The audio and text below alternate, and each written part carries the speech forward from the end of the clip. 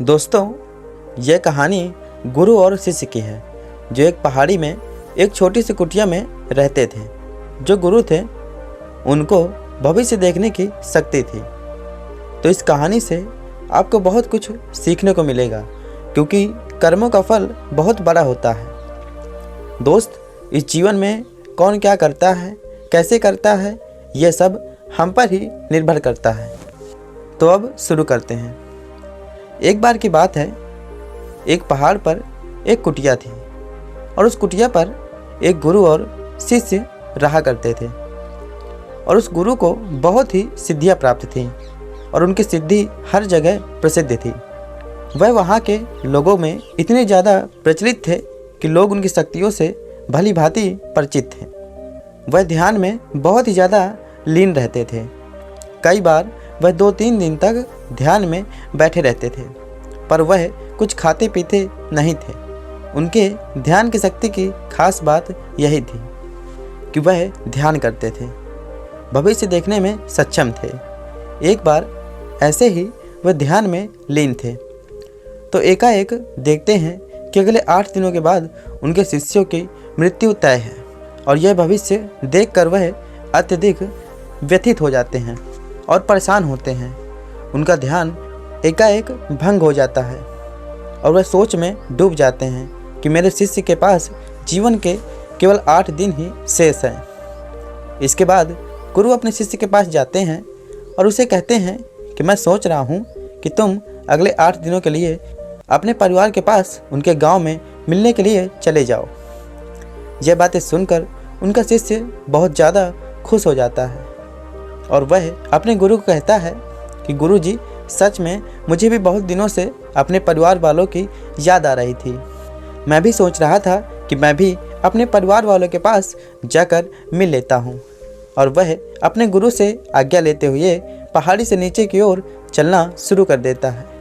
लेकिन वह इस बात पर ध्यान नहीं देता कि उसके गुरु के आंखों में आंसू आए हुए थे।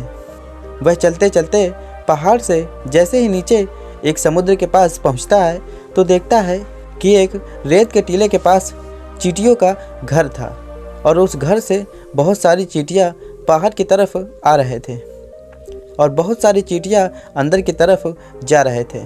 चींटियां आपस में बार बार टकरा कर अपनी दिशा को खो देती थीं और उसके बाद फिर से इधर उधर चलना शुरू कर देती थीं। यह देखकर उस शिष्य को बहुत ज़्यादा आनंद आ रहा था, लेकिन वह एकाएक देखता है कि समुद्र की लहरें बहुत तेज़ी से उफान खा रही थीं और शिष्य को समझ आ जाता है कि कुछ ही पलों के अंदर यह सारा पानी चींटियों के घर में घुसकर उनका घर को तोड़ देगा और इसकी वजह से बहुत सारी चींटियों की जान चली जाएगी। वह अपनी समझदारी दिखाते हुए अपने ऊपर वाले वस्त्रों को खोलता है और उसके अंदर रेत भरकर एक तरह की 4 दीवारी उस चींटियों के घर के ऊपर बना देता है। 4 दीवारी इस तरह से बनाता है कि समुद्र से आने वाला पानी उनके घर तक न पहुंच सके। साथ ही साथ वह अपनी समझदारी दिखाते हुए एक तरह की नाली बनाता है, जिसकी वजह से वह समुद्र की तरफ से आने वाला पानी उस नाली में बहकर दोबारा समुद्र में जा सकता है। इस समझदारी की वजह से बहुत सारी चींटियों की जान बचा लेता है और आने वाली एक नाव में बैठकर अपने घर की ओर समुद्र पार करके निकल जाता है। वह अपने परिवार के पास पहुंच जाता है और अपने परिवार के साथ रहने में उसको पता ही नहीं चलता कि कब कितने दिन गुजर गए। और फिर जब 7 दिन हो गए, वह अपना सामान बांधकर सोचता है कि अगले दिन मैं अपने गुरु के पास वापस चला जाऊंगा। अगले दिन सुबह सुबह वह अपने गुरु के पास जाने के लिए निकल जाता है। वहाँ कुटिया में उसके गुरु रो रहे होते हैं। उनको लगता है कि उनके शिष्य के 8 दिन पूरे हो गए, अब तक तो मेरा शिष्य इस दुनिया को छोड़कर जा चुका होगा। वह गुरु उसके दुख में होते हैं कि एकाएक वह देखते हैं कि कोई मनुष्य उनकी कुटिया की ओर आ रहा है। वह जब ढंग से देखते हैं तो उनको पता चलता है कि यह तो उन्हीं का शिष्य है जो कि उनकी ओर चला आ रहा है। वह दौड़कर एकाएक अपने शिष्य के गले लग जाते हैं और अपने शिष्य का हाल चाल पूछते हैं और शिष्य यह देखकर चौंक जाता है। गुरु को समझ नहीं आता कि कैसे उनका देखा हुआ भविष्य गलत हो गया और वह अपने शिष्य से पूछते हैं कि बेटा, तुमने इन 8 दिनों में क्या क्या किया।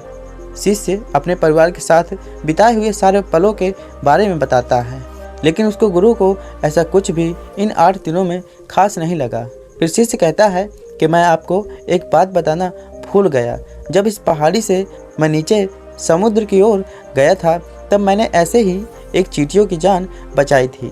उसके बाद गुरु समझ जाते हैं कि उसके कर्मों की वजह से ही वह शिष्य बच पाया है, और गुरु एकाएक कहते हैं कि कर्म जरूर लौट कर आते हैं।